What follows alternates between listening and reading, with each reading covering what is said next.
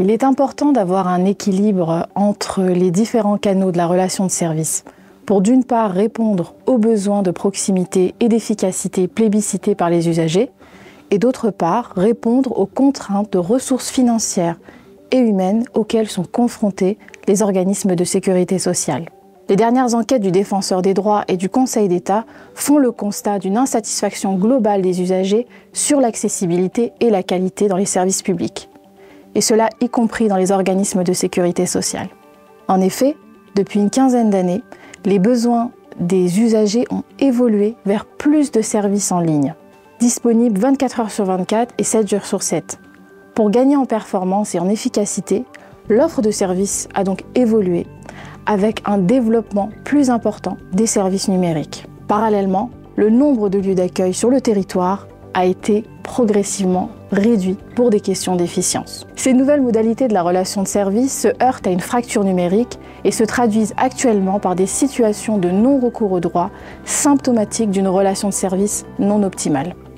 Les dernières conventions d'objectifs et de gestion misent actuellement de manière majoritaire vers le multicanal, avec une orientation de l'offre de service sur le canal le plus adapté aux besoins de l'usager, avec un usager placé au cœur de la relation de service et dans une logique de parcours. Bien qu'il existe des ambitions communes nationales et génériques, comme je viens de l'évoquer, il y a lieu de noter l'existence d'une approche de la relation de service spécifique par branche et par régime, en fonction du type de prestation délivrée notamment et des publics concernés. À l'échelle locale, les études menées montrent une réelle hétérogénéité des pratiques au sein des organismes de sécurité sociale sur l'accueil physique, avec un maintien ou non de l'accueil physique sans rendez-vous. Les organismes locaux mettent en place différents services adaptés aux spécificités du territoire. Ainsi, par exemple, ils développent des espaces libre-service et des ateliers d'inclusion numérique. Certains développent une stratégie également de contact sortant.